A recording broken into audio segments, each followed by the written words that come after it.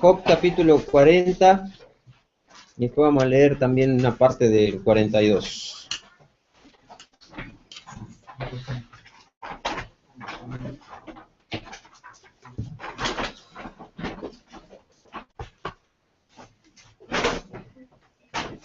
Muy bien, antes de leer vamos a orar. Bendito Dios, te alabamos, te bendecimos, te damos gracias, Señor, por tu infinito amor sobre nuestras vidas, Señor, por haberte dignado un día a llamarnos, a reconocernos, Señor, como hijos, a darnos esta potestad, este derecho, Señor, de formar parte de tu familia. Gracias, Señor, porque nos permites a través del sacrificio de tu Hijo Jesucristo que podamos tener esta comunión contigo, que podamos conocerte, Señor, en manera personal, que cada uno de nosotros y en forma particular, Señor, pueda relacionarse contigo, Señor, solamente a través de Jesucristo, sin ningún intermediario. Gracias, Señor, porque tú nos has dejado esto y nosotros queremos comprender, Señor, qué quieres tú con esta relación, con esta comunión que quieres tener con nosotros. Queremos aprender de ti, Señor. Queremos que tú te muestres a través de tu palabra y nos reveles lo que tú eres, Señor, en todo lo que nuestra capacidad, nuestro intelecto pueda entender, Señor. Que a través de tu Espíritu Santo, Señor, tú nos estés revelando de la mejor manera. Señor, ¿cuánto quieres tú que conozcamos de ti, Padre? Por eso, Señor, nos ponemos en tus manos y pedimos que nos guíes durante este tiempo. En el nombre de Cristo Jesús oramos. Amén. Amén. Amén. Muy bien, vamos a leer Job, capítulo 40. Casi la mayoría de ustedes conocen la historia de Job, un hombre que comienza su historia diciéndonos la palabra que era un hombre del cual Dios se agradaba, a quien Dios consideraba justo. Y un poco como que Dios alardeaba de la santidad y de la justicia de Job delante de Satanás. Y como Satanás le hace a Dios propuestas, ¿sí? Primero le cuestiona a Dios que Job era justo y era agradecido con Dios porque Dios le había dado muchas cosas, y después le propone a Dios que le quite alguna de esas cosas que Dios le había dado para ver si mantenía su integridad, si Job mantenía su integridad.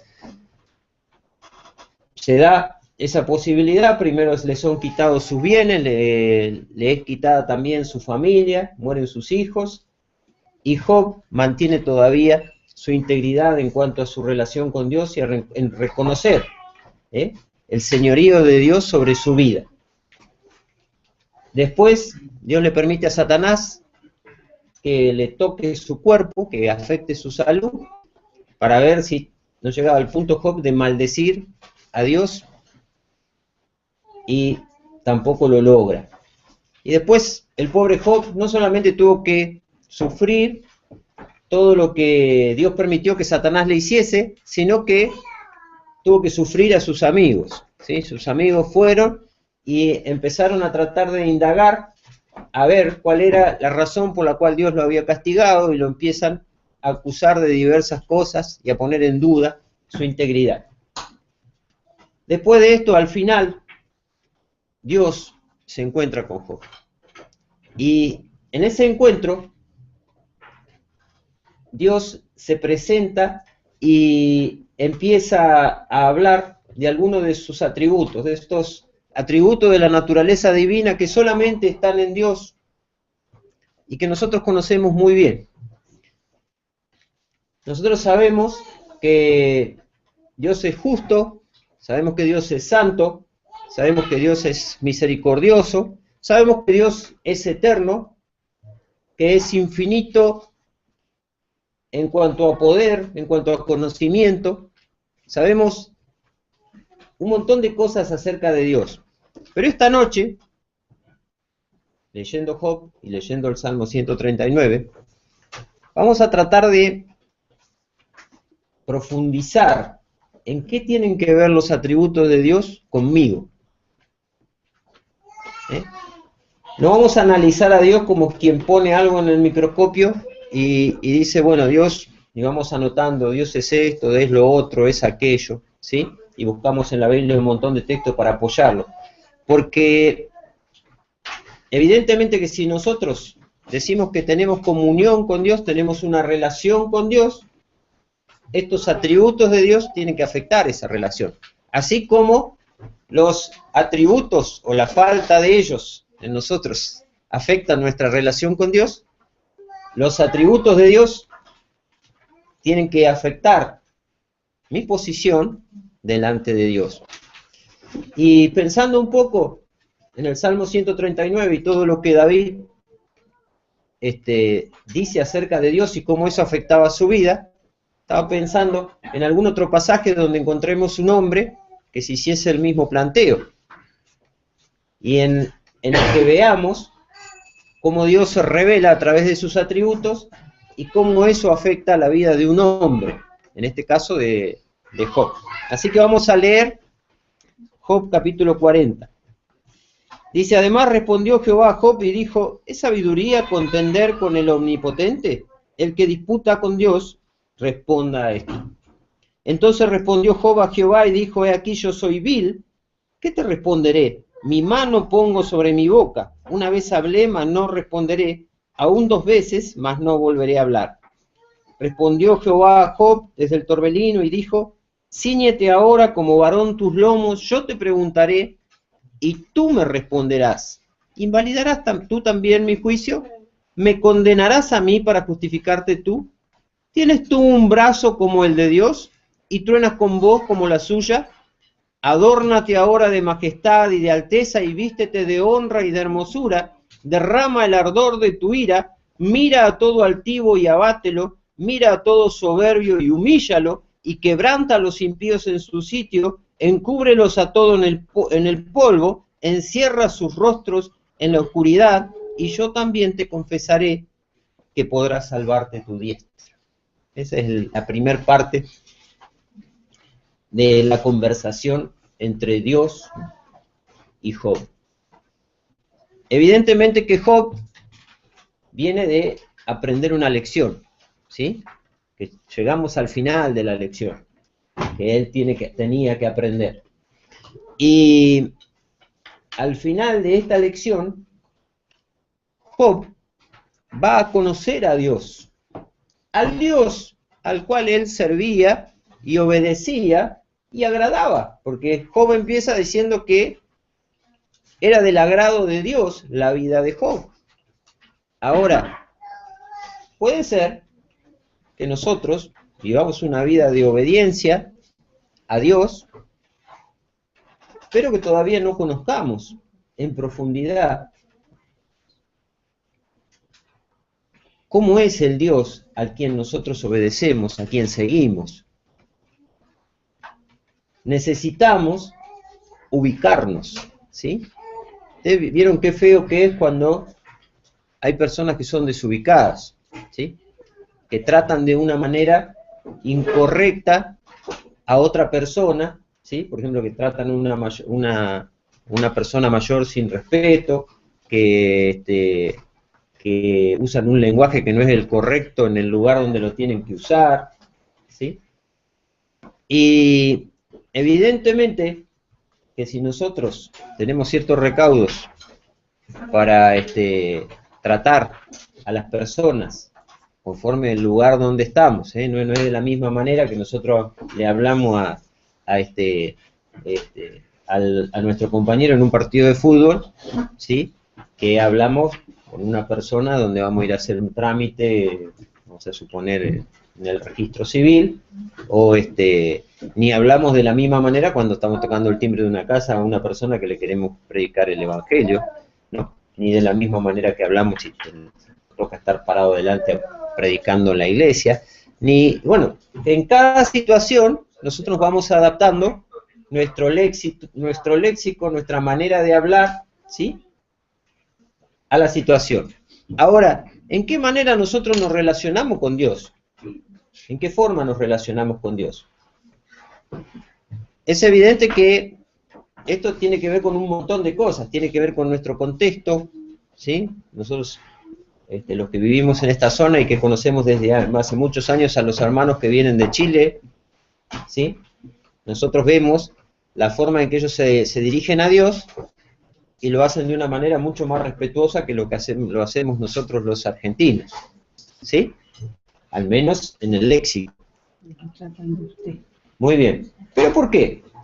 Porque la mayoría de ellos a sus propios padres los tratan de usted, ¿sí? Es una forma que viene del contexto, ¿sí?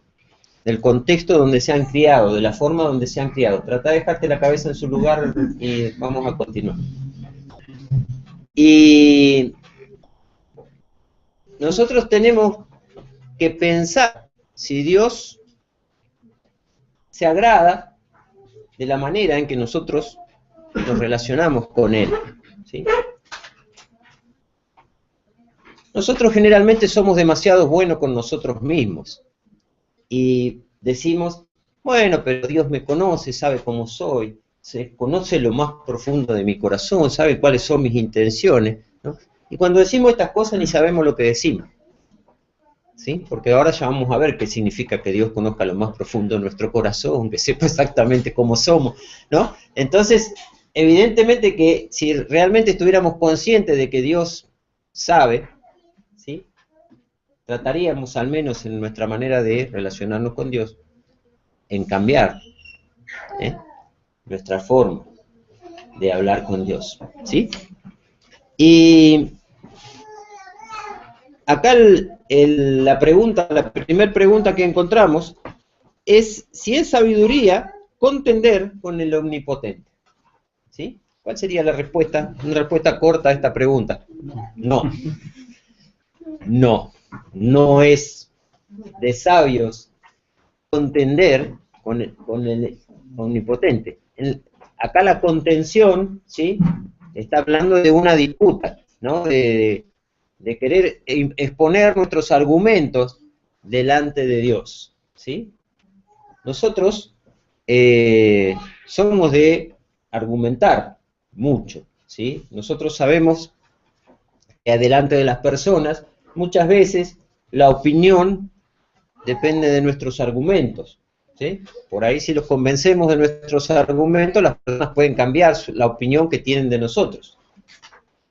Si no los convencemos, nuestros argumentos son pobres, no son contundentes, entonces pueden tener una mala opinión de nosotros. Ahora, si nosotros queremos llevar esto a nuestra relación con Dios y tratar de convencer a Dios a través de nuestros argumentos, nos vamos a encontrar que esto es una muestra de nuestra falta de sabiduría.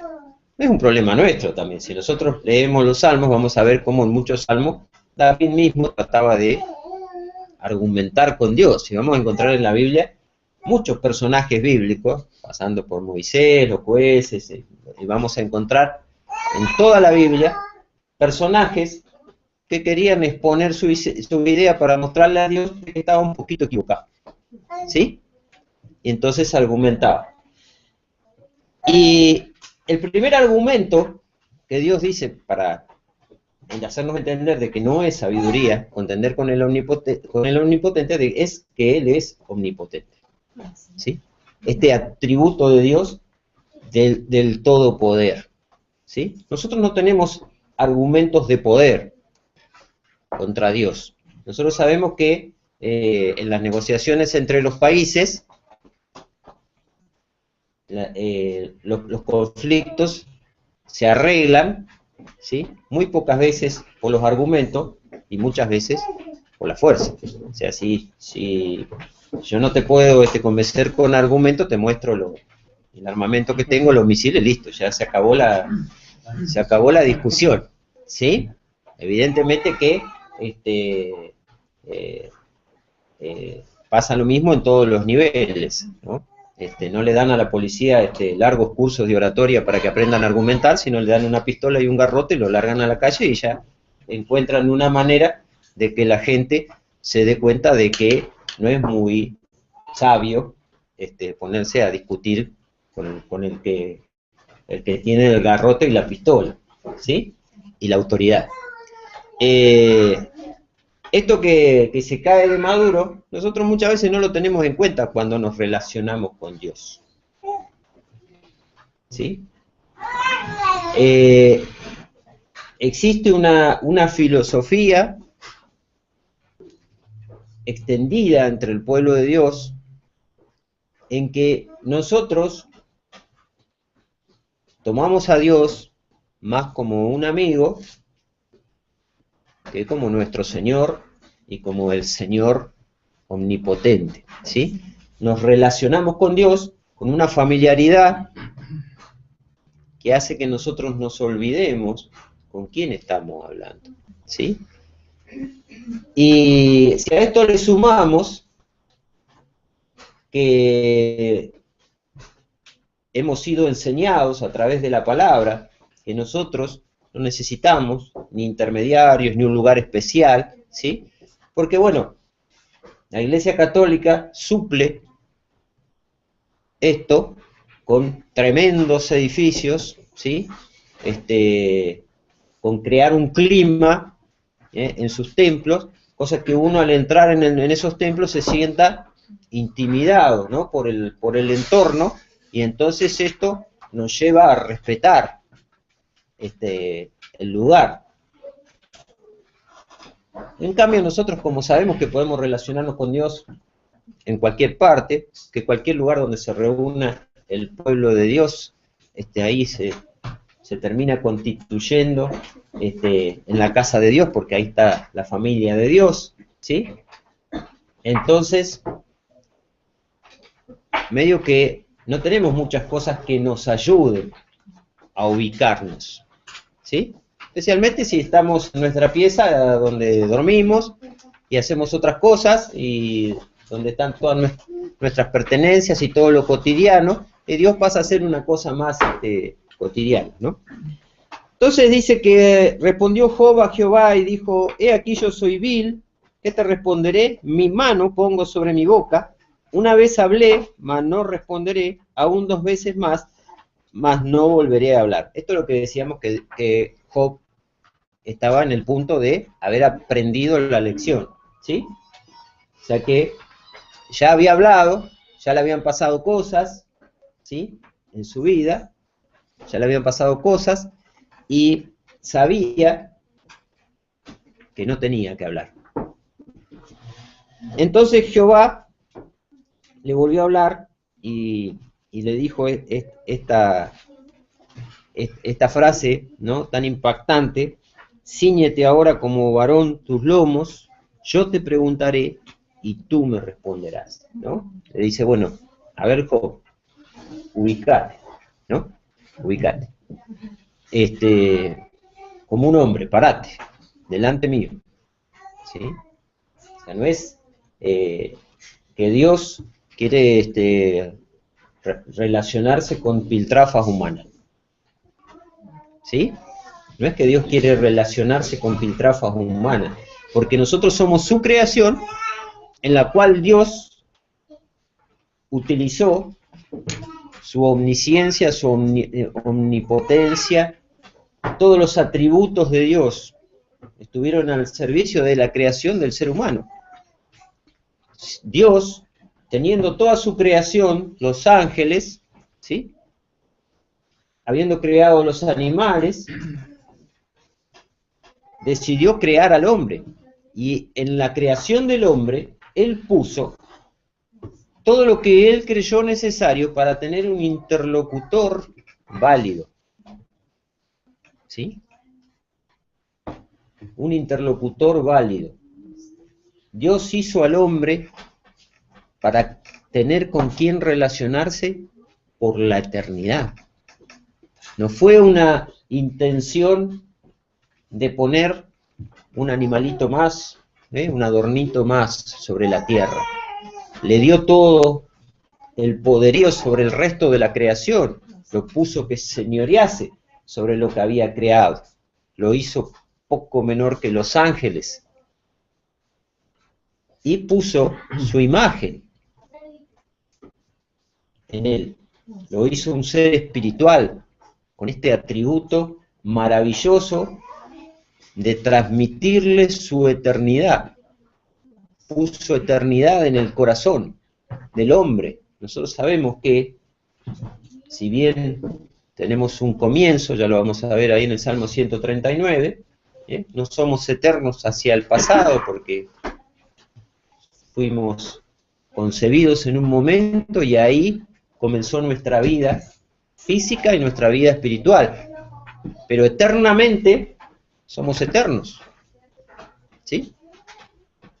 Nuestra vida no va a terminar nunca. Vamos a pasar la eternidad lejos de Dios o la eternidad con Dios, pero somos eternos.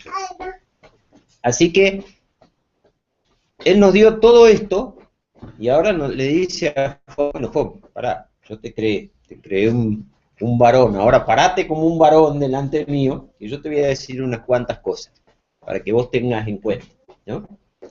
Y le dice, yo te preguntaré y tú me responderás. Dice, ¿invalidarás tú también mi juicio? Empiezan las preguntas.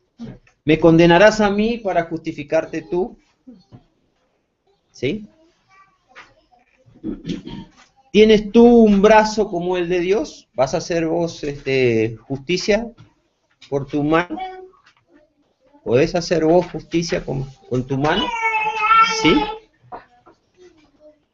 ¿Truenas con voz como la suya? Bueno, la respuesta a todo esto, ¿qué es? No. No. Evidentemente que no. Evidentemente que no. Ahora, no es que nosotros en muchas ocasiones nos encontramos metidos en esta pregunta y contestando, y capaz, puede ser. Porque cuando tratamos con Dios, ¿no?, y evaluamos sus juicios, la forma en que Dios decide que las cosas ocurran, ¿sí?, nosotros no lo aceptamos de primera, ¿sí? Creemos que hay planteos que nosotros podemos hacerle a nuestro Dios. Cuando nosotros nos justificamos delante de Dios, ¿sí? Y hay muchas maneras en que nosotros tenemos de justificarnos delante de Dios. No es que vamos y le decimos a Dios, no, Señor, yo soy justo, está equivocado conmigo. No, no es que hacemos así, ¿sí? Pero nosotros siempre cuando oramos en el sentido equivocado, buscando un atajo a lo que Dios ya dijo que va a hacer de determinada manera, ¿sí?, estamos justificándonos. Nosotros necesitamos aceptar la voluntad de Dios, ¿sí?, arrepentirnos de nuestros errores, humillarnos, ¿sí?, y dejar que sea Él quien nos levante, ¿sí? No buscar nuevos caminos a través de nuevas oraciones, ¿sí?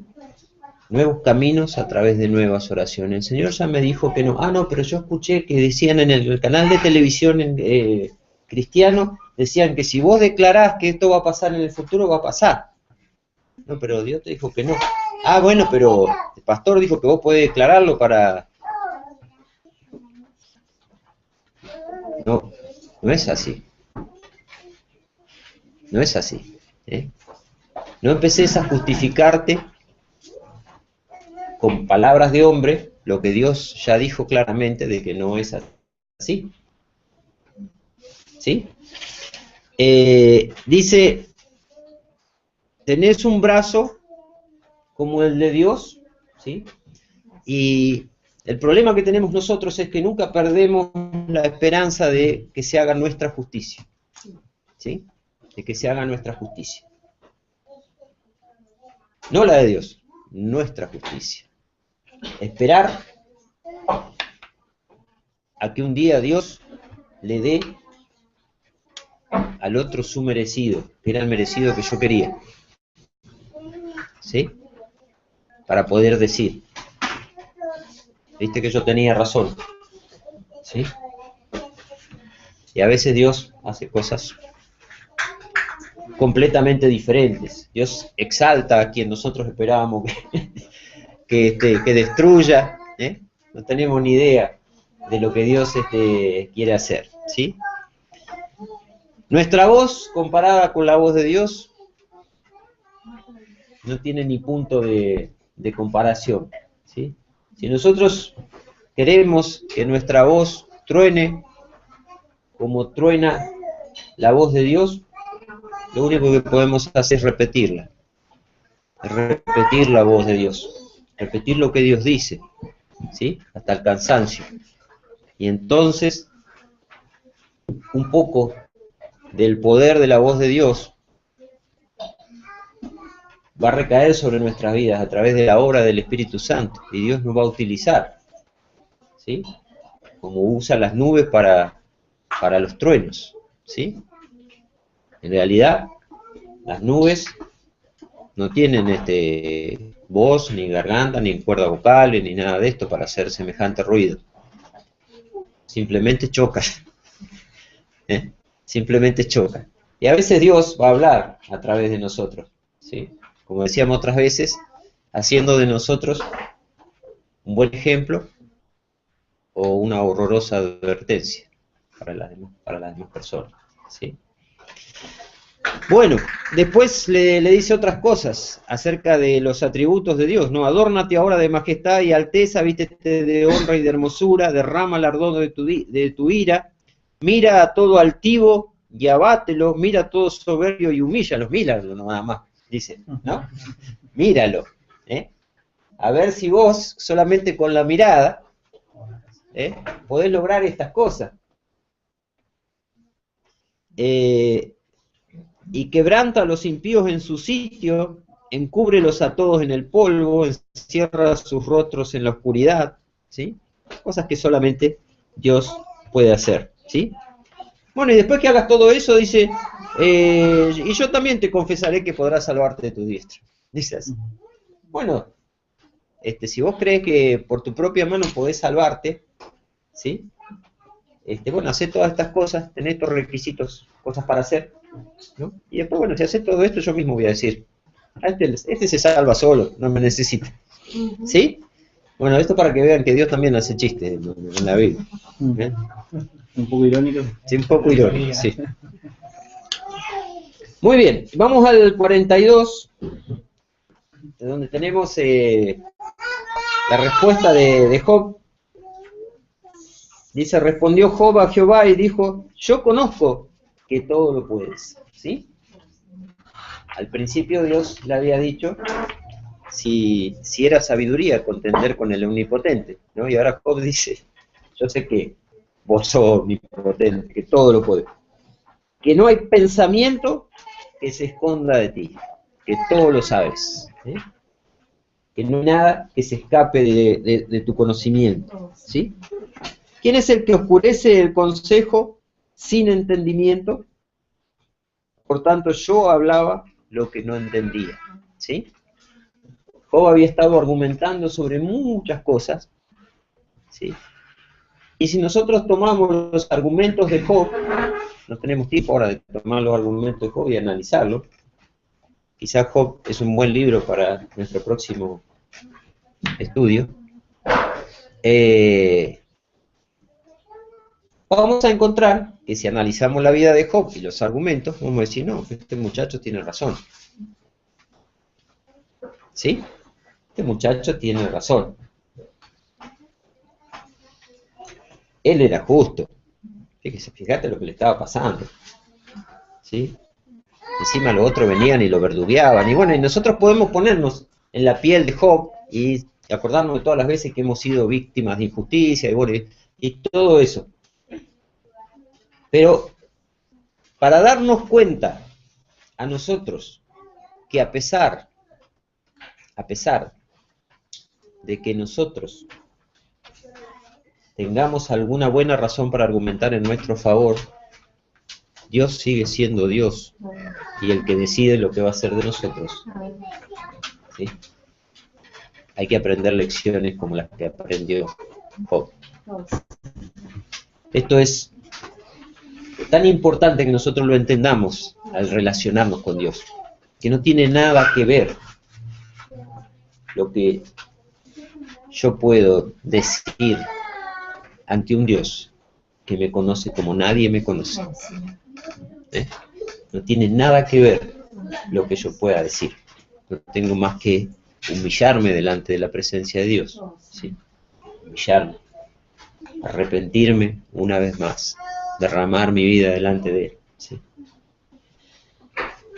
Gracias a Dios que tenemos estos ejemplos en la palabra que nos enseñan estas cosas.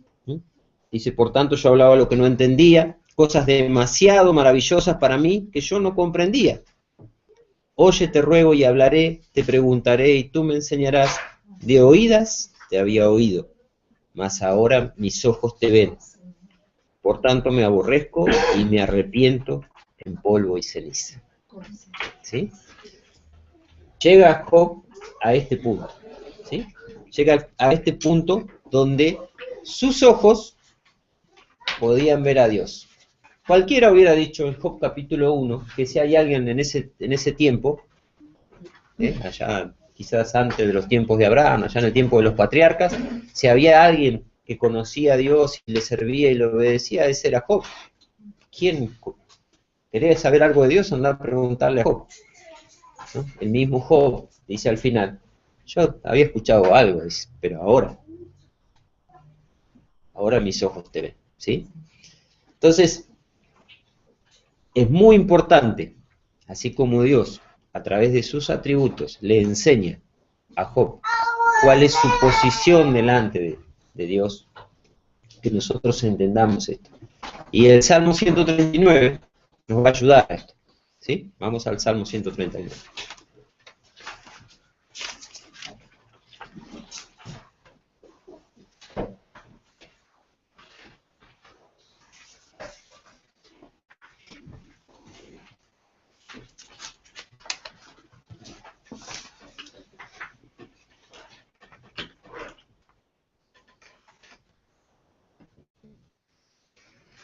Uno de los comentarios que leí que me llamó más la atención es que dice que la mayoría de los cristianos vivimos un ateísmo práctico, ¿sí? Los ateos, la mayoría de ellos, viven un ateísmo teórico, ¿sí? Ellos dicen, no creo, no existe Dios, y viven en consecuencia, ¿sí? Los cristianos no decimos que no existe Dios, ¿no? Sería una incongruencia. Hemos enseñado, ya podríamos decir más de 1000 veces en este lugar, que nosotros creemos básicamente en dos cosas. Una, Dios existe, y la otra es que Él se ha revelado a través de su palabra, ¿sí? Esa es básicamente las dos cosas en las que creemos. Así que no podemos decir nosotros que invocamos que Dios existe, que no creemos en Dios. Ahora,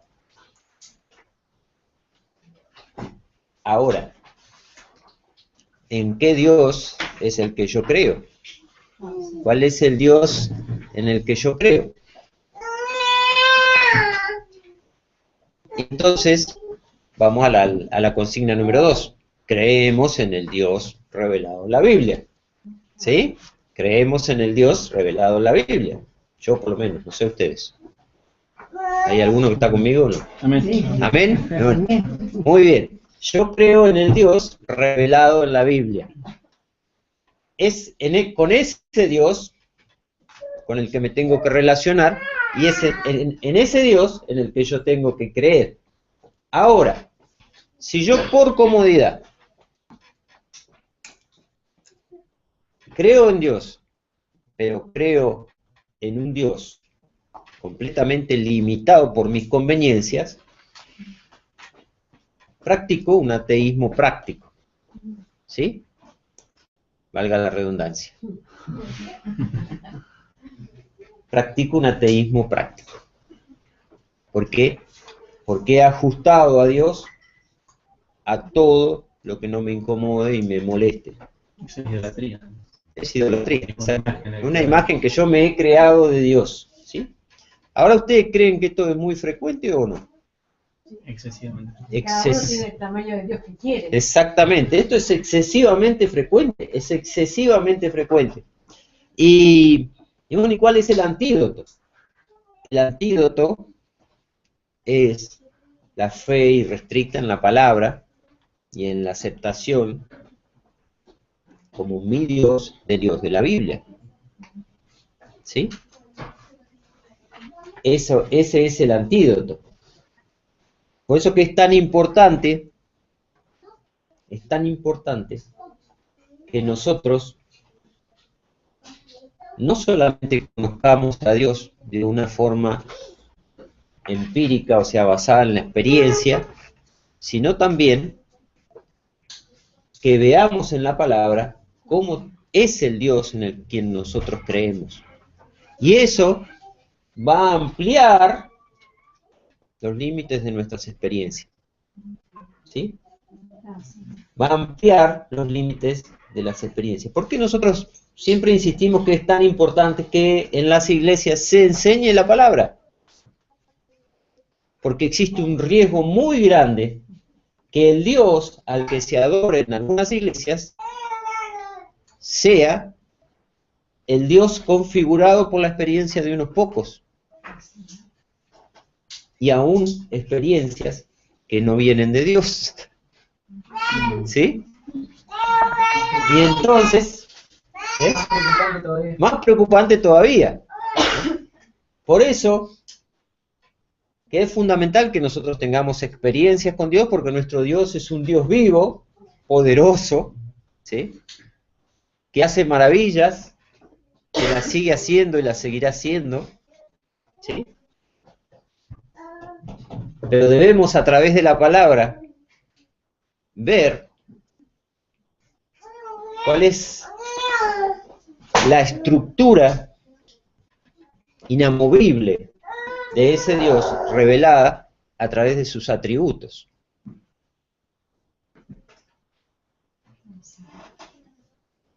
Porque si no podemos caer en tremendos errores. Y hoy no lo vamos a focalizar en las doctrinas erróneas, sino que lo vamos a focalizar en nuestra relación personal con Dios. ¿Sí? Lo terrible de las falsas enseñanzas en cuanto a la manera en que nosotros tenemos que orar, o a cosas que tenemos que usar, o los conjuros que tenemos que decir para que nuestra vida siga cristiana, vaya para adelante, lo terrible es que nos configuran un Dios falso, que no es el Dios de la Biblia. ¿Sí? Que no es el Dios de la Biblia. Entonces yo tengo que volver a la Escritura para ver cómo es mi Dios, el Dios en el que yo creo. Y David nos dice la misma palabra, que era un hombre conforme al corazón de Dios. Y David estaba muy preocupado respecto a esto, de cómo Dios era, ¿sí? De cómo Dios era. Por eso que al escribir este salmo, que quizás sea uno de los más hermosos de la palabra, él muestra cómo estaba su corazón respecto de ese Dios. ¿Sí? Nosotros decimos que era un hombre conforme al corazón de Dios. Y el corazón de ese hombre, ¿sí? O el riñón, porque en el Antiguo Testamento era el centro de la parte espiritual y emocional, era el riñón, ¿sí? El riñón de ese hombre era se había rendido al Dios de la palabra, ¿sí? Por eso que al escribir acá vamos a empezar a develar, ¿no? ¿Cómo fue esto? Dice el 139, oh Jehová, tú me has examinado y conocido, tú has conocido mi sentarme y mi levantarme, has entendido desde lejos mis pensamientos, has escudriñado mi andar y mi reposo, todos mis caminos te son conocidos, pues aún no está la palabra en mi lengua, y aquí, oh Jehová, tú la sabes toda. Detrás y delante me rodeaste, y sobre mí pusiste tu mano. Tal conocimiento es demasiado maravilloso para mí. Alto es, no lo puedo comprender. ¿Me traen un vaso de agua?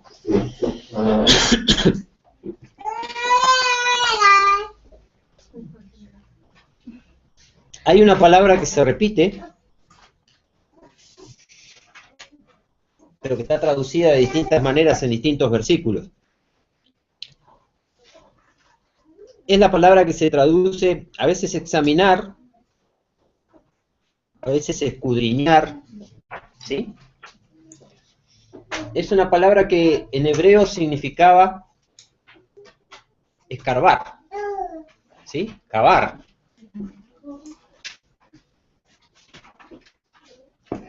Por ejemplo, ahí en el versículo 1 dice, oh Jehová, tú me has examinado, podía decir ahí también, tú me has escudriñado, ¿sí? Y conocido, has escarbado, ¿sí? Has escarbado en mí. Nosotros sabemos que hay muchas cosas de nosotros mismos que nos sorprenden. ¿No les ha pasado a ustedes, ¿no? Que después de muchos años de vivir con ustedes mismos Ya no soportamos más. empezaron a ver algunas cosas de su propia vida que los han dejado sorprendidos, ¿sí? Especialmente cuando han pensado que hay alguna cosa que ya lo tenían controlada, ¿no? Que ya no los iba a afectar más.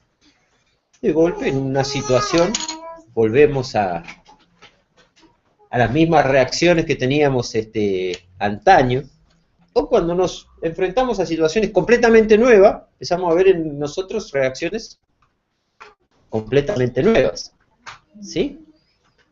No sabemos, por ejemplo, a mí no me han asaltado nunca, pero calculo que el día que me asalten voy a sentir una sensación nueva. Y quizás voy a descubrir dentro de mí alguna cosa que nunca había visto. Esperemos que no lo cuente la semana que viene, ni yo ni ninguno de ustedes. Pero evidentemente que lo que quiere decir acá David es que Dios ha escarbado, es una metáfora, por supuesto, ¿no? Ha escarbado hasta lo más profundo del ser de David, ¿sí? Y lo ha conocido. Y después dice, en todos los ámbitos donde lo conoció, ¿no? Le conoció al sentarse y al levantarse, ¿sí? Esto no es, lo vio cuando se estaba sentando a la mesa y cuando se... No.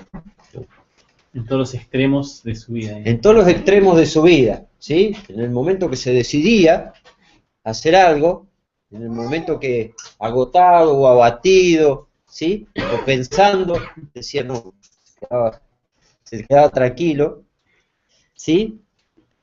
Dice que él ha entendido desde lejos sus pensamientos, ¿sí? Ha entendido desde lejos sus pensamientos. No dice solamente que conocía los pensamientos de David, sino que los entendía, ¿sí? Yo puedo decir que conozco mis pensamientos, ¿sí? Los conozco. Muchos de ellos no los entiendo. No sé si a ustedes les pasa, que a veces estamos pensando en una cosa y digo, ¿por qué yo estoy pensando en esto? ¿Por qué vuelvo a pensar en esto? ¿Sí? En cambio, Dios sabe la razón por la cual pensamos lo que pensamos. Una ilustración de las que leí decía que nosotros vemos a las personas, pensando en nuestra relación con los demás, como en una colmena. Me gustó porque como tengo abejas, yo la entendí bien, ¿sí? La colmena es un cajón, un agujerito, la abeja viene, sale otra, entra una, todo el tiempo mientras que dure el día. A veces entran varias, salen varias, ¿sí? Ahora nosotros no sabemos lo que pasa adentro. No sabemos lo que pasa adentro. no solamente no sabemos lo que pasa, sino no sabemos la razón por la cual la abeja que salió, salió y la que entró, entró. Una caja negra. Es una caja negra. Las abejas, si ustedes no saben, no todas las abejas salen a buscar néctar para hacer miel, ¿sí? Hay algunas abejas que ni siquiera van a buscar néctar en toda su vida. Son los zánganos, que son los machos, y ellos salen nomás a ventilarse y a ver si encuentran alguna reina por ahí para fecundar, ¿no? Ellos no hacen otra cosa más que eso, ¿sí? Hay abejas que están dentro de la colmena y cuya tarea es cuidar la entrada nada más. Hay otras que están encargadas de limpiar, hay otras que están encargadas de darle de comer a la cría, hay un montón de tareas adentro de la colmena. Pero nosotros cuando miramos la colmena lo único que vemos, ¿sí? Pero dice que Dios ve la colmena como si fuera transparente, que podía ver todo el funcionamiento adentro, ¿no? Ah, este pensamientito que entró era por esta razón. Y esta palabra que salió, es por esto que estaba acá adentro, ¿sí? Él conoce todo el funcionamiento, y no solamente lo conoce, dice que lo conoce desde lejos, dice David, ¿no? Dice, has entendido desde lejos mis pensamientos, ¿sí? Y nosotros recordemos, y lo vamos a volver a decir esto, que esto pasa con cada uno de nosotros. Dios es omnisciente, pero no es un omnisciente particular, ¿sí? Nosotros podemos conocer a una persona que sea el neurocirujano más famoso del mundo y que pueda operar a una persona y sacarle un tumor que tiene en la cabeza, ¿sí? Pero si llevamos esto al nivel de Dios, Dios puede ser un neurocirujano que puede estar operando a la vez a todos los habitantes de este mundo y sacándole el tumor de la cabeza en el mismo momento. Así como conoce de lejos mis pensamientos, conoce de lejos sus pensamientos y los pensamientos de todos los habitantes que existen en el mundo en este tiempo. Y como para Dios no existe el tiempo, Dios es eterno en cuanto al tiempo, Dios sigue conociendo los pensamientos de todos los hombres que ya vivieron y conoce también los pensamientos de los que aún no han nacido, ¿sí? Este es el nivel de la omnisciencia de Dios. A veces pensamos a Dios en una manera tan chiquita, comparado con nuestras limitaciones humanas, que no nos damos una idea de la magnitud de nuestro Dios. ¿A dónde llega esto? A veces pensamos que Dios se va a relacionar con nosotros por lo que nos ve actuar. Pensamos que Dios es como una persona. Entonces yo, como ayer actué más o menos, así hoy me presento delante de Dios pensando que Dios va a hablar conmigo y me va a juzgar y toda la relación va a estar circunscrita a lo que yo hice ayer. Como si Dios me hubiera visto en una serie en la tele, ¿sí?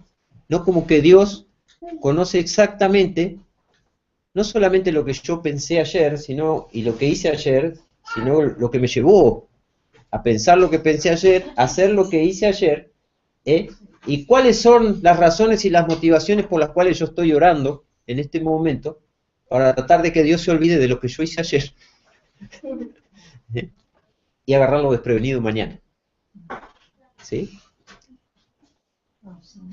Por eso es que es tan importante que nosotros tomemos dimensión de cuál es el Dios con quien nosotros nos relacionamos.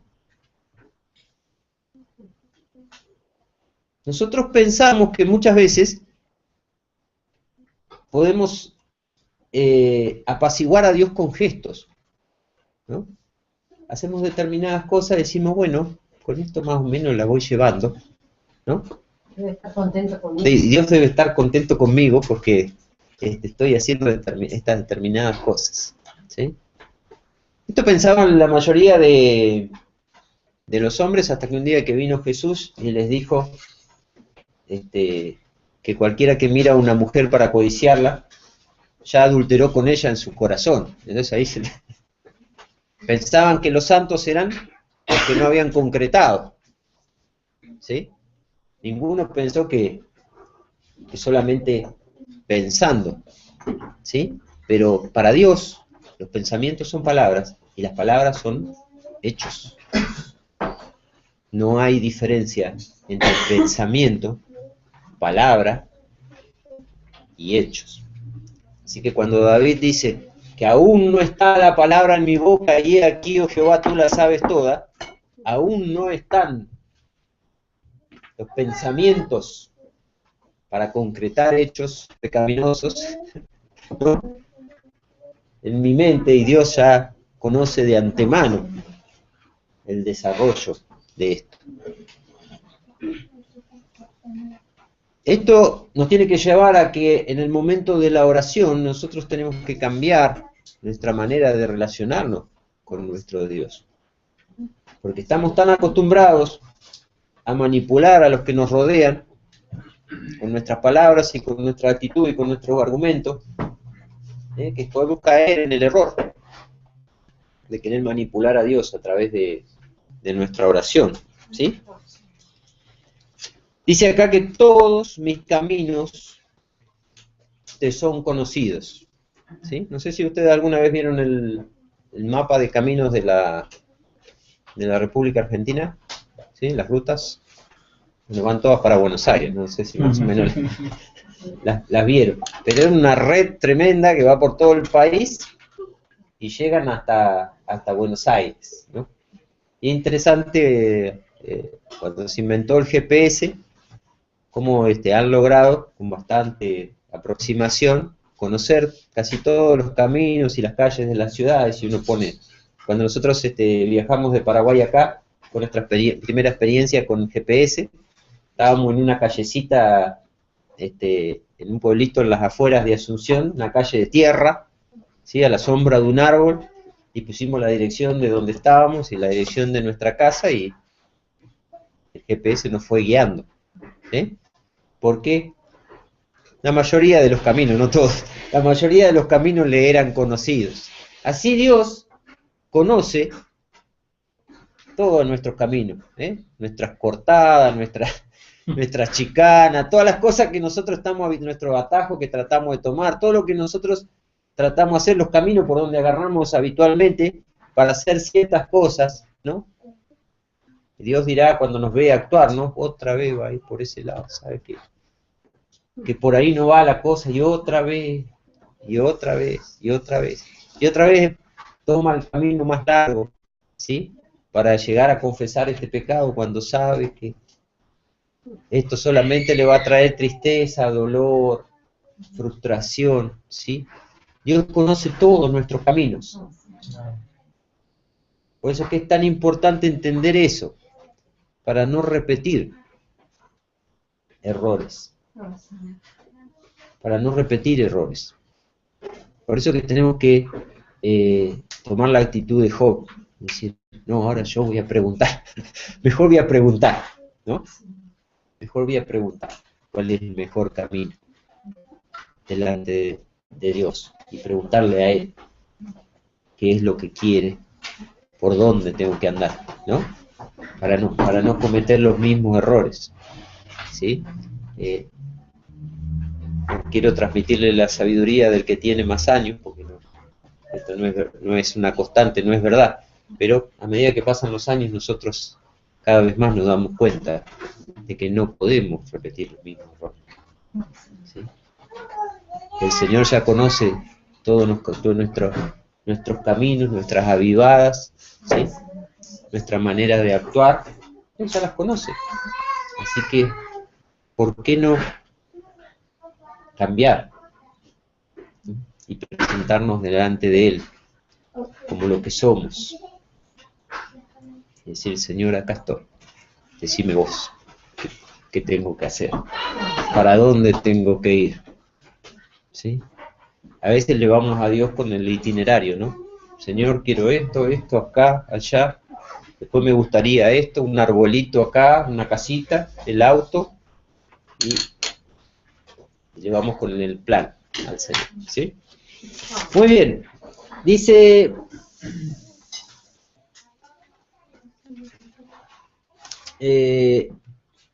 detrás y delante me rodeaste y sobre mí pusiste tu mano. Tal conocimiento es demasiado maravilloso para mí. Alto es, no lo puedo comprender. ¿Sí?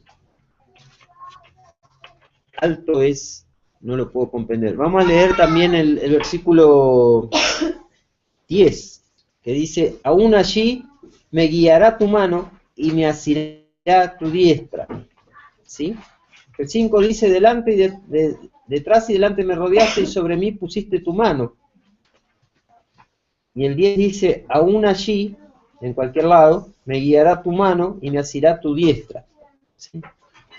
Nosotros somos bastantes habitués a hablar del tema de la mano de Dios, ¿no? He dejado todo en las manos de Dios, decimos, habitualmente. ¿Sí? ¿Alguien sabe lo que eso significa? Una mentira de entrada. Sí, aparte, bueno, en la mayoría de los casos una mentira, pero ¿qué es lo que los creyentes creen cuando dicen que dejamos todo en la mano de Dios? Y el pensamiento popular es que Él se va a hacer cargo. Él se va a responsabilizar y nosotros no tenemos ya que hacer más nada. ¿Sí? ¿Qué preocupan? No tenemos de qué preocuparnos. No tenemos de qué preocuparnos, o sea, tendríamos que despreocuparnos. Si dejamos todo en las manos de... Esa parte nos gustó, la parte de despreocuparnos. Muy bien. La Biblia habla muchas veces de la mano de Dios. ¿Sí? ¿Se acuerdan ustedes de algún versículo que hable de la mano de Dios? No habla de Maradona. Isaías, No se ha cortado. en el hueco de su mano. En el hueco de su mano. Muy bien. ¿Otro? No se ha cortado su mano. Isaías también. Isaías también. Muy bien. ¿Y Jesús qué dijo?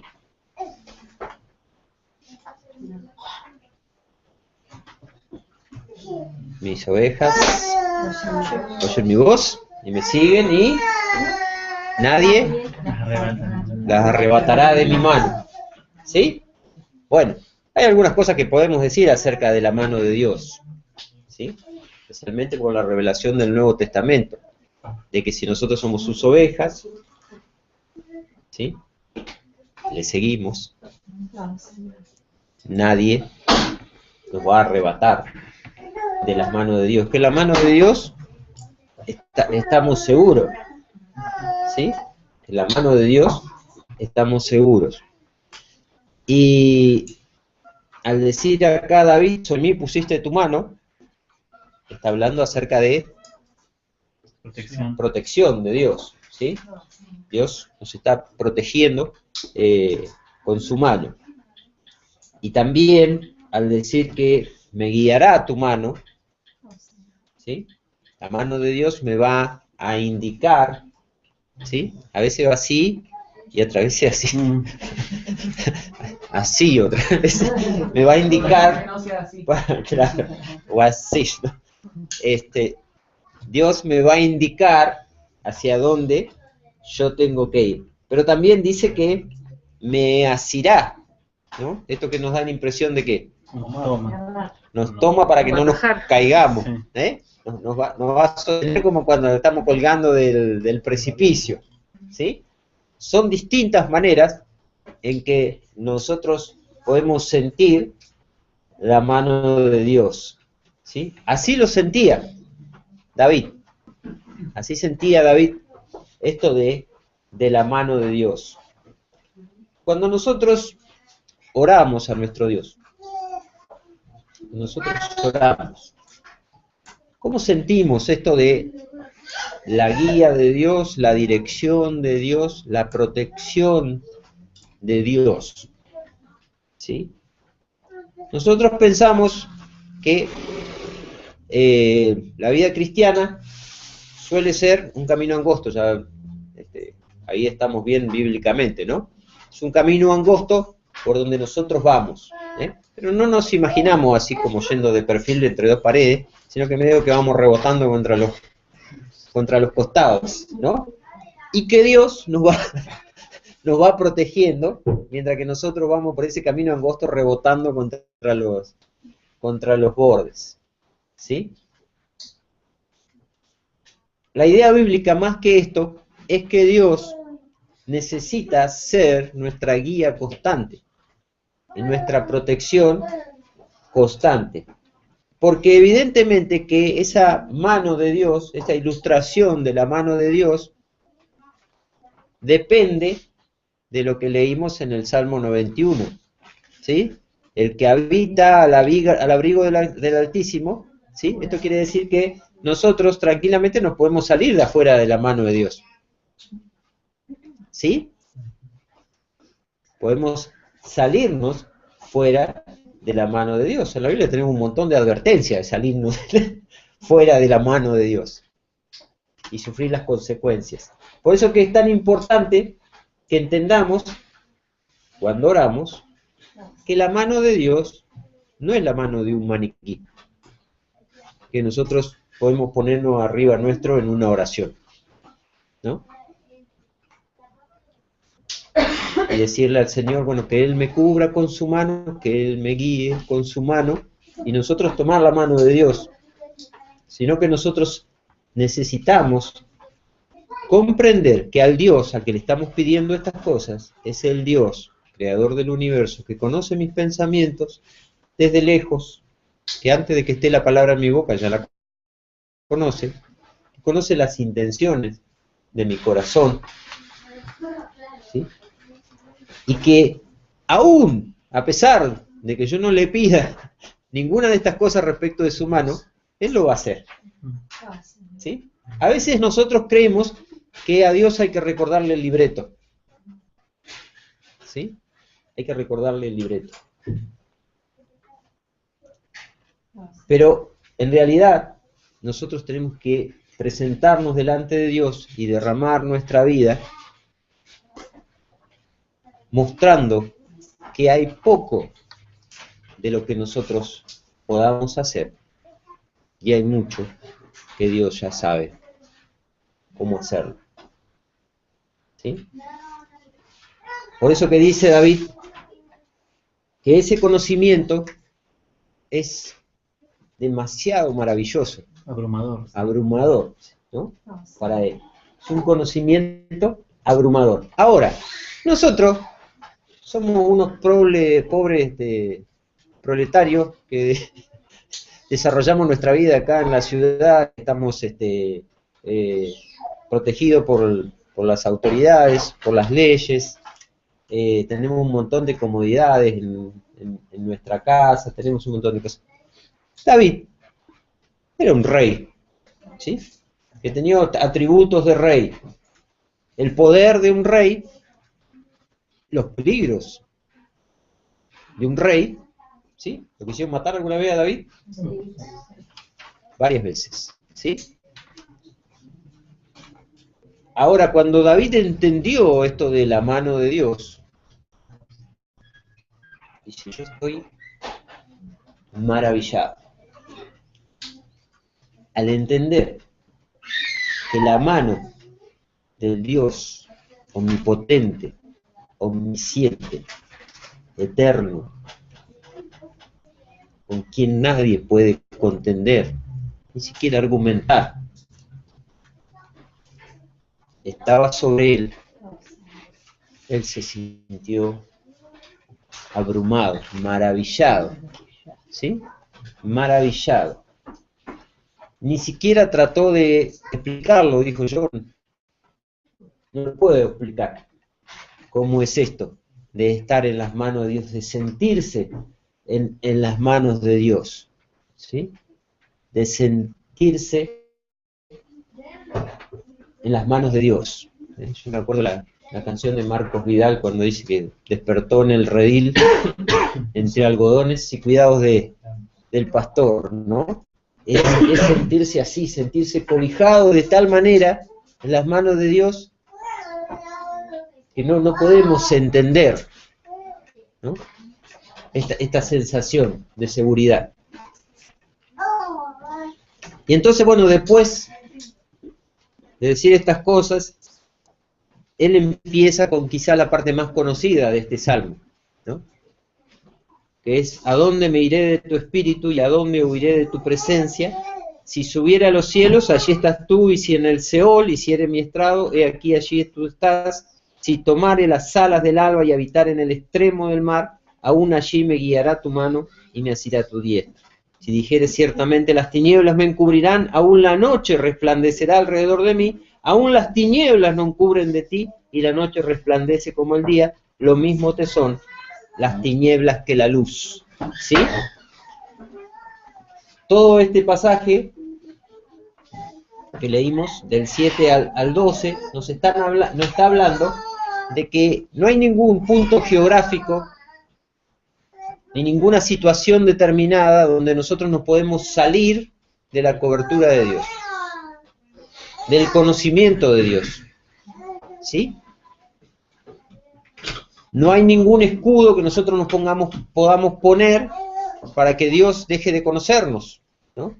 Nos gustaría de que así fuera, de que nosotros tuviéramos un cuarto en la casa, no sé, revestido con plomo o algún metal aislante, en el cual Dios no pudiera introducir su mirada y no ver lo que hacemos, ¿sí? Es más, hay muchos cristianos que piensan que es así, que hay algunos lugares donde Dios no los ve, ¿sí? O que moviéndose rápidamente quizás puedan confundirlos con... O que si no piensan en Dios en ese momento, Claro, entonces Dios no Dios piensa en no ellos. está pensando en ello, exactamente. ¿Sí? Que hay maneras de disminuir la presión de la omnipresencia de Dios, ¿sí? Sobre nuestras vidas. Pero esto es imposible. Por eso que David dice todas estas cosas, dice: si yo tomare las alas del alba, el alba es el este, ¿no? Donde sale el sol, y habitar en el extremo del mar, que era el oeste, para los israelitas, ¿sí? Si tomare las alas del alba y hiciera todo este recorrido que hace el sol, ¿no? Y me fuera allá, a donde se pone el sol, en el horizonte, aún ahí todavía Dios me va a encontrar. Él ni siquiera sabía dónde era ese lugar, porque eso es hasta un lugar hasta imaginario, ¿sí? Porque ¿qué es el horizonte? Una utopía. Una utopía, una línea imaginaria, ¿eh? Así decían los que enseñaban sobre el socialismo, ¿no? Así Sí, que es el horizonte glorioso de los pueblos, ¿no? ¿Y qué es el horizonte? Una línea imaginaria que desaparece a medida que nos acercamos a ella. Así que no, así era ese lugar, un lugar donde podía existir como no podía existir. Aún ahí, Dios, ¿sí?, me va a guardar. Colón podría haber dicho eso en su viaje, ¿sí? Este es el mundo conocido, voy a viajar hacia lo desconocido. Dice: Dios nos podrá guardar en lo desconocido, ¿sí? Él podría haber dicho esto. Algunos también, ¿no? No vamos a decir esto porque es demasiado obvio, creen que Dios no nos ve cuando está la luz apagada, ¿sí? Que si está oscuro, no nos ve, ¿sí? Toman literal las tinieblas. Claro, toman literal las tinieblas, ¿sí? Así que en realidad en este pasaje son bastante literales, ¿no? Dice que si dijere ciertamente las tinieblas me encubrirán, aún la noche resplandecerá, ¿no? Dios nos ve como si estuviéramos pintados con pintura fosforescente, ¿no? Nosotros pensamos, acá no me ve. Claro, ¿sí? Es como si nosotros estamos haciendo algo inapropiado en la oscuridad y de golpe nos enfocan como en el teatro, ¿no? Sí, toda la luz y quedamos, ¿no? Bueno, así la noche resplandecerá alrededor de mí, dice David. Aún las tinieblas no encubren de ti y la noche resplandece como el día. No hay ninguna diferencia para Dios. Esto es evidente. Bueno, y después empieza el pasaje que nos habla, esto tan maravilloso, acerca del conocimiento que tiene Dios de nosotros. Porque tú formaste mis entrañas, mis riñones, tendría que decir ahí. Tú me hiciste en el vientre de mi madre, te alabaré porque formidables, maravillosas son tus obras. Estoy maravillado y mi alma lo sabe muy bien. No fue encubierto de ti mi cuerpo, bien que en oculto fui formado y entretejido en lo más profundo de la tierra. ¿Sí? En realidad dice que este término es bastante complicado, esto de entretejido, en el hebreo, pero hay alguna versión que dice que fui pintado con una aguja, ¿no? Es como la idea de esos tapices que se hacen bordados, ¿sí? Como que Dios hubiese tomado el trabajo meticuloso de bordar cada una de las cosas que somos, ¿sí? Es una forma interesante de ver la creación de Dios. Nosotros siempre vemos la creación de Dios como está en el Génesis, ¿no? Dios nos hizo del polvo de la tierra roja, y creó a Adán, sopló el aliento de vida y fue hecho un alma viviente. Pero acá dice que se tomó un trabajo meticuloso al crearnos, ¿no? En detalle. Y a medida que nosotros vamos conociendo más y más y más de nuestro cuerpo, del cuerpo humano, vamos comprendiendo lo meticuloso que fue Dios. Porque dice aquí que mi embrión vieron tus ojos y en tu libro estaban escritas todas aquellas cosas que fueron luego formadas. ¿Sí? ¿Qué era esto? La división celular. Claro, el ADN, ¿sí? Nuestra división celular, todo lo que estaba en el embrión, ¿sí? Y que después iba una célula que después se iba a convertir en un órgano. Todas las partes de nuestro ser, ¿sí? David no sabía nada de esto. Lo que más sabía de medicina era cuando cortaba al medio algún filisteo. Pero él se daba cuenta de que habían cosas maravillosas en su creación.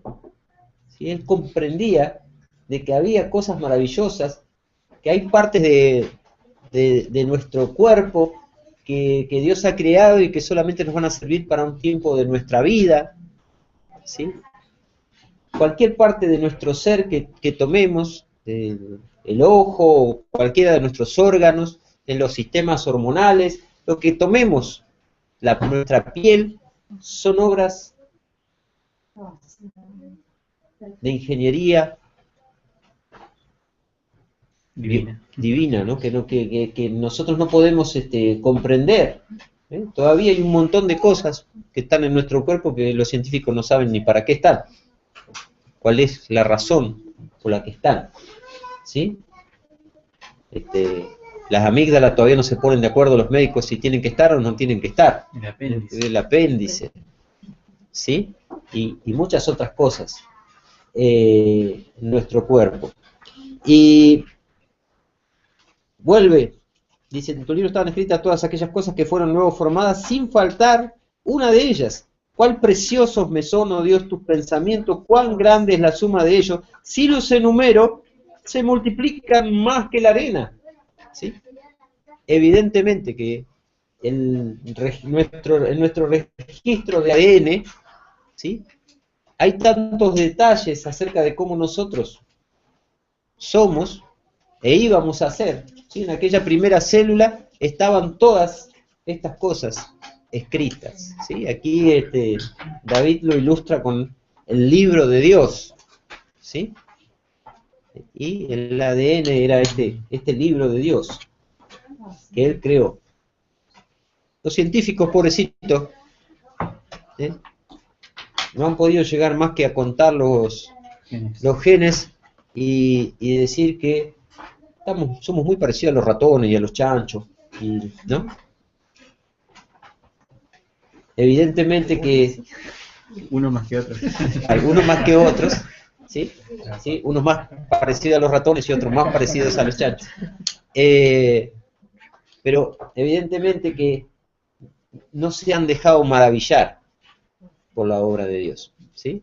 Por eso que es tan importante que nosotros comprendamos que Dios se ha tomado con nosotros un trabajo. Dios se ha tomado un trabajo que no se ha tomado con otros de los seres que están sobre la tierra. Porque aparte de todo esto, Él puso en nosotros la eternidad. Para los demás los creó para que adornasen esta tierra, para que interactuasen con nosotros, para que nosotros nos maravillemos, pero a nosotros nos creó para relacionarnos con Él, ¿sí? Para que tengamos comunión con Él. Y todo lo que tenemos en nuestro ser forma parte de esta intención de Dios, de que nosotros podamos relacionarnos en una manera más profunda con Él. Y dice algo acá que puede pasar desapercibido, ¿no? Dice en el 18, despierto y aún estoy contigo. Dice David. ¿Qué pensarán ustedes que significa esta frase? Yo puedo porque es la parte que más me impacta el Salmo y hace mucho tiempo, a pesar de todo lo que dice antes, es la parte más impactante, porque parece que todo lo que contó antes es un sueño. Y que y parece que el sueño muestra cómo Dios está con él, pero es un sueño. Y parece que cuando despierta, descubre que todo eso es verdad. Como diciendo, parece un sueño, pero no es un sueño, es así. Muy bien, muy bien. Esa es una de las interpretaciones del Salmo. Estamos vivos. Yo pienso en eso, me despierto y estoy viva y siento la presencia de Dios y le agradezco también a Dios que sigo estando vivo una vez más, otra oportunidad. Muy bien. ¿Alguien más?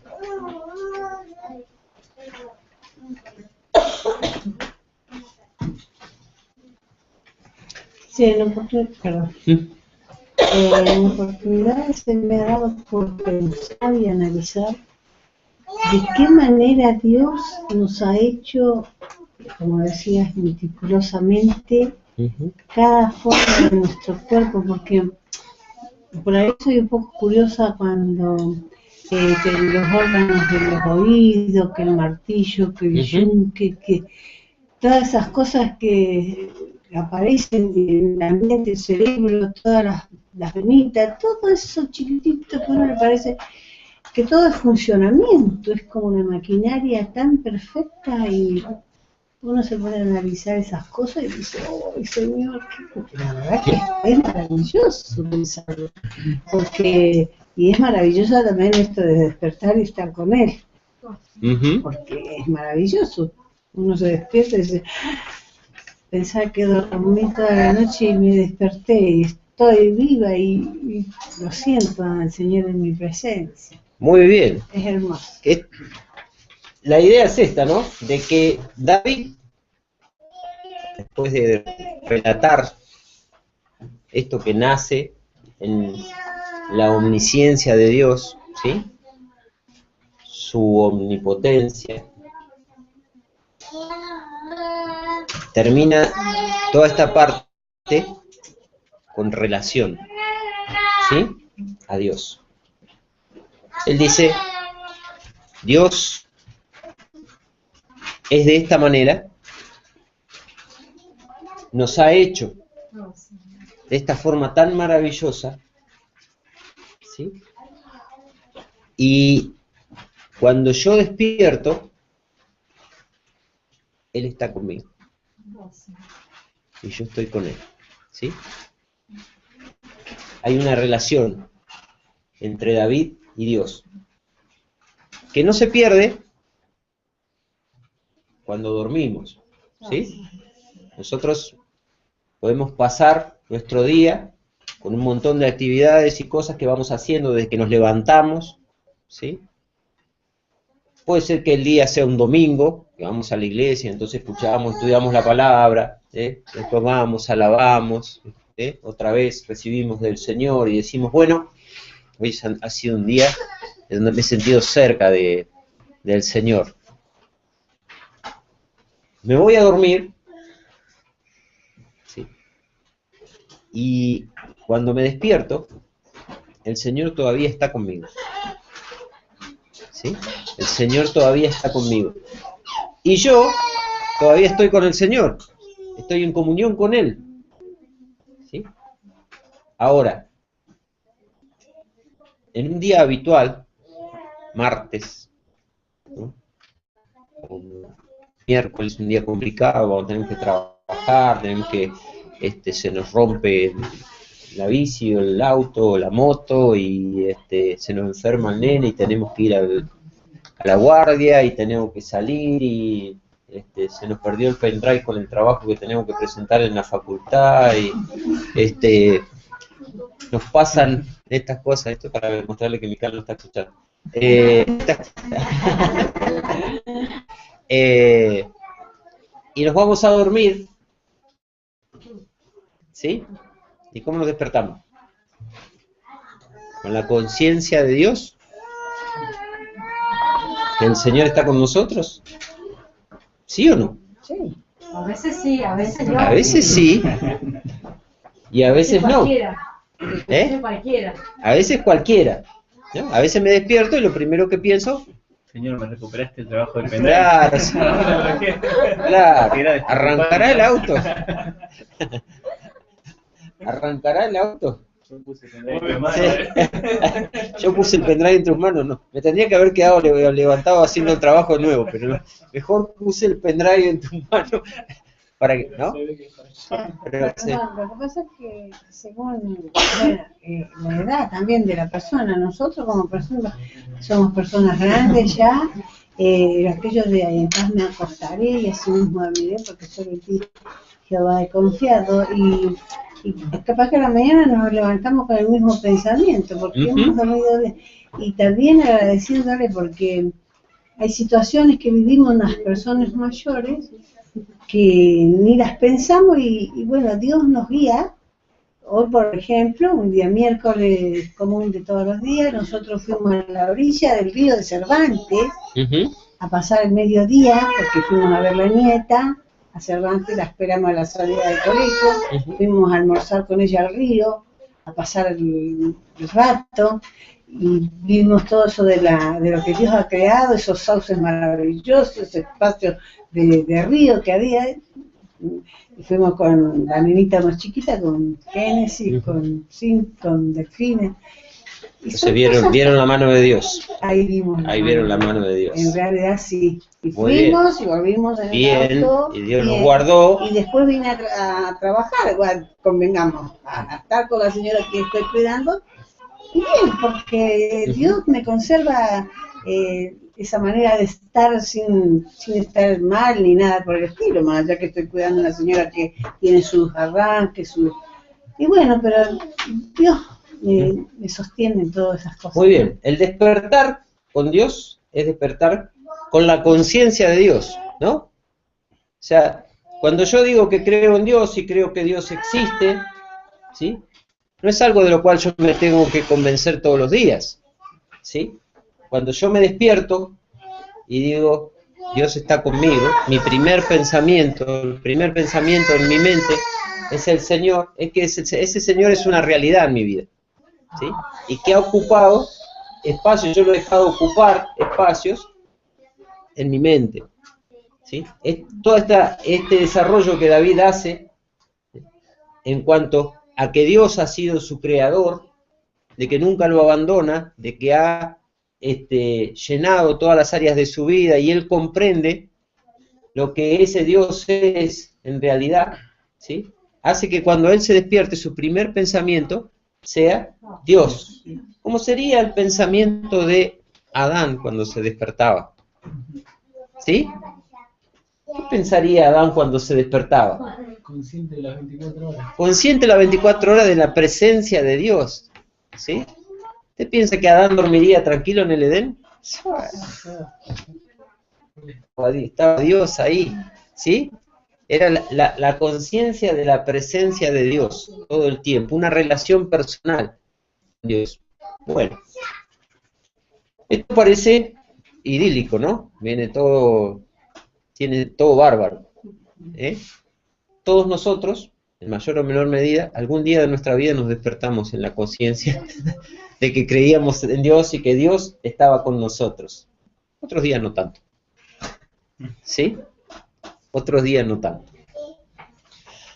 ¿Y por qué no? Y bueno, porque habían pasado cosas.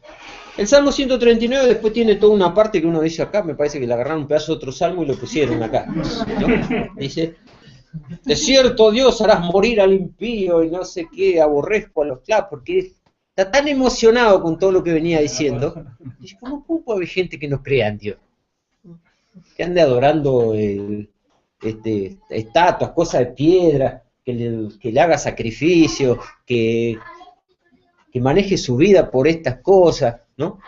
Seguramente que Dios va a hacer una masacre acá y con todos estos, los incrédulos, y se enardecía David, ¿no? Porque David, aparte de ser un hombre, Estaba pensando con la justicia de... Claro, aparte de ser un hombre con el corazón de Dios, era re calentón, se agarraba unas broncas tremendas, ¿no? Y él no podía entender cómo otros, ¿no? Cómo otros no veían lo que él veía en Dios, ¿no? Y entonces dice todas estas cosas, apartado pues de mí, hombre sanguinario, no sé a quién le hablaría, estaría solo, inspirado en su habitación escribiendo el Salmo, ¿no? Porque blasfemia, dicen ellos, contra ti, tus enemigos toman en vano tu nombre, ¿sí? Y después le dice a Dios, ¿no? Justifica todos sus odios, ¿no? Le dice, no odio, oh Jehová, a los que te aborrecen, ¿no? ¿Sí? Y le explica a Dios por qué Él es como es, ¿no? Después Dios no le deja construir el templo porque él había derramado mucha sangre, pero él ahí en esa parte dice que aborrece por completo a los enemigos de Dios, ¿sí? Pero después termina con el versículo 23 y 24, ya nos recontra repasamos de la hora, ¿no? Termina con, examíname, oh Dios, y conoce mi corazón, pruébame y conoce mis pensamientos, y ve si hay en mí camino de perversidad, y guíame en el camino eterno. Y acá viene el final del Salmo, donde David le pide a Dios que Dios lo examine. ¿Sí? Bueno. ¿Alguno de ustedes alguna vez hizo esto?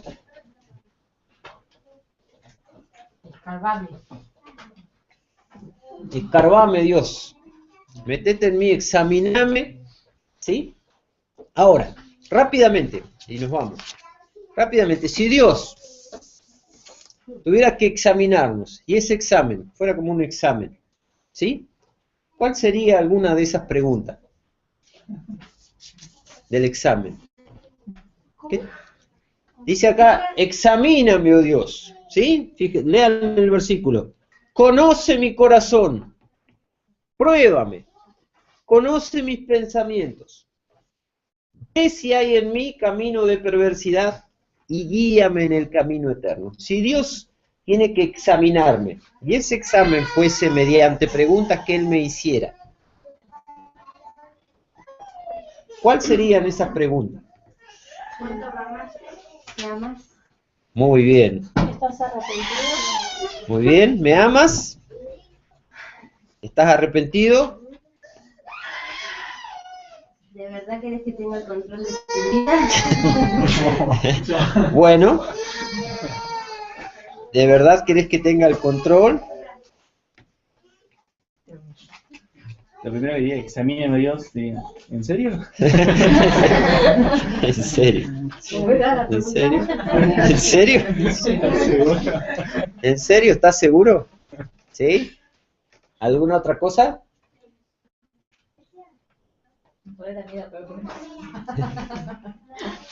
¿Sí? Bueno, muchas de estas cosas, estas preguntas que ustedes han dicho, aún en serio, las podemos encontrar en la palabra. ¿Sí? Que Dios se la hizo, o que Jesús mismo se la hizo a los que lo seguían. ¿Vos querés venir en pos de mí?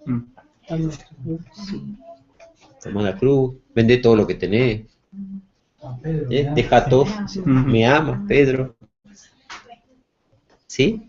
Están en la palabra estas preguntas, con las cuales Dios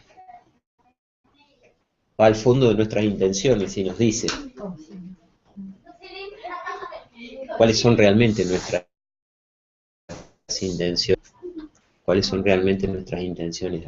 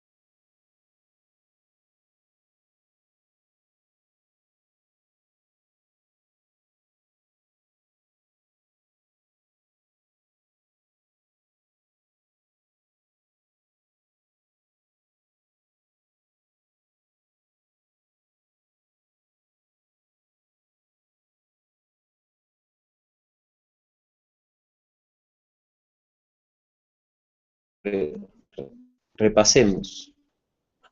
El Dios con quien yo me fundé en oración, ¿es el Dios de la Biblia? ¿Sí? O ya me hice uno. Ya me hice un modelo a escala para tener para mí. Uno de bolsillo. ¿Sí? Por eso que es tan importante volver a estos pasajes como el Salmo 139 y ver cómo hombres de Dios se relacionaban con Dios. Puede ser que te gustaría que estudiemos Job, ¿sí?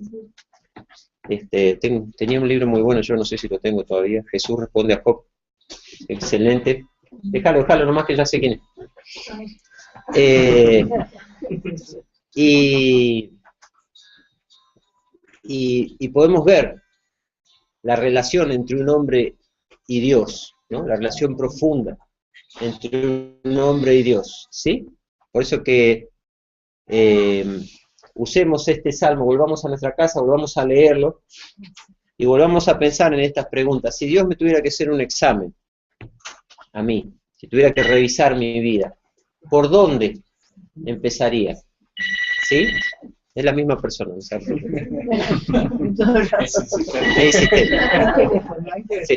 Bueno, vamos a terminar con una oración, así nos despedimos. Andrea, ¿nos despedimos? Padre, gracias por el día de vida que nos diste.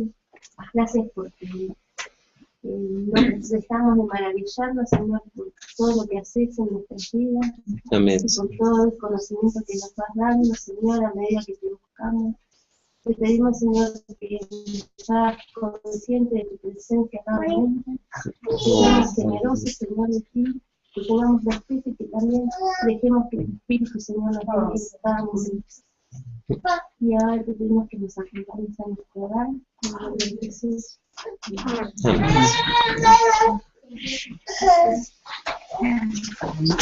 Sí,